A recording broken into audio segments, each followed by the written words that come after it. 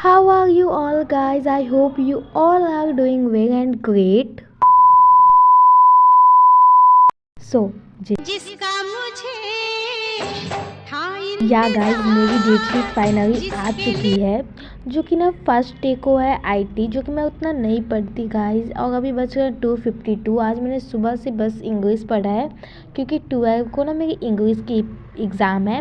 And ये मैंने map work कुछ किया है, जो कि मुझे वेडनेसडे को स्कूल खुलेगा, तो मुझे उस दिन सबमिट करना है।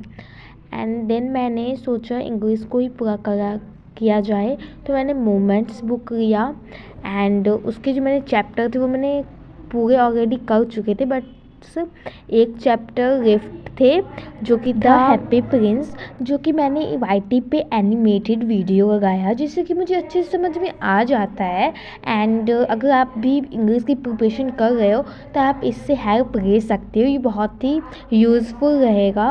एंड देन मैंने इंग्लिश पढ़ा। एंड यहाँ पे ना मैं आईटी इसलिए नहीं अभी टच कर रही, क्योंकि ना आईटी में मेरा बहुत सिलेबस पेंडिंग पे है। एंड स्कूल में भी ऐसे टीचर हैं वो अच्छे से नहीं पढ़ाए हैं, जिसके कारण मैं उतना अच्छे से मेरा कवर ही नहीं है आईटी। सो मैं ना उसे लास्ट टाइम में करूँगी, उसमें वो मेरा ऑप्शनल सब्जेक्ट है, बट उसे वैसे भी तो नहीं छोड़ सकते, मुझे उसमें भी प्रिपरेशन करना होगा, तो उसे मैं लास्ट में देखूँगी।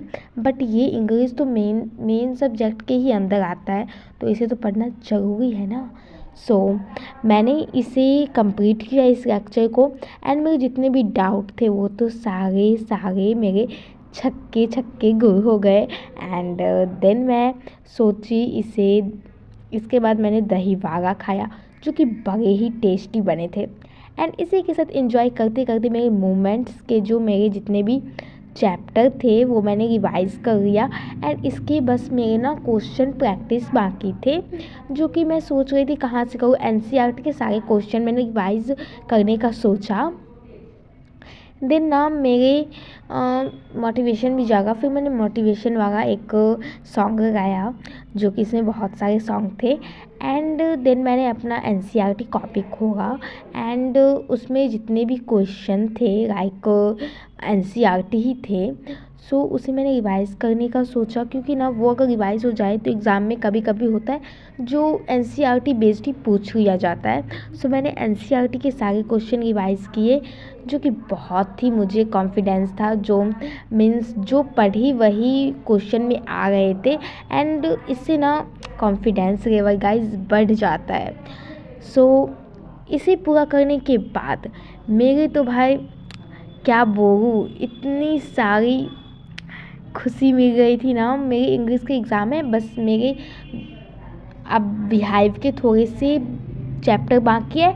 एंड देन पोएम बाकी है, and grammar section and writing section में तो जो आएगा वो लिख ही दूँगी।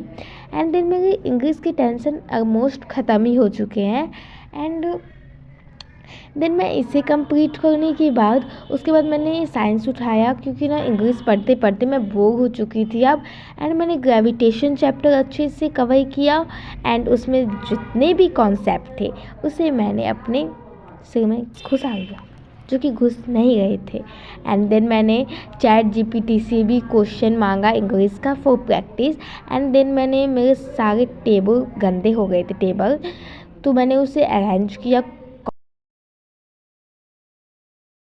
नोटबुक सारे मेरे फैले हुए थे, जिसे मैंने अच्छे से अरेंज करके मैं आप लोग से आप लोग देख सकते हैं मैंने कितने अच्छे से अरेंज किया है।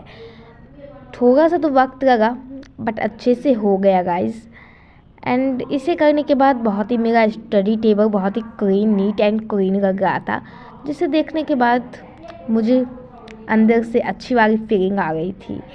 एंड देन उसके बाद मैंने फ्रिज खोला गाइस, इसमें मैंने बहुत सारा चॉकलेट लाया था, जिसमें कि मेरी फेवरेट चॉकलेट गुम ही हो गई थी। तो मैंने उससे निकाला एंड अपना फेवरेट चॉकलेट ढूंढा एंड उसे एंजॉय किया। आज के लिए इतना ही, आप मिलते हैं नेक्स्ट व्लॉग में। बाय बाय, टाटा से।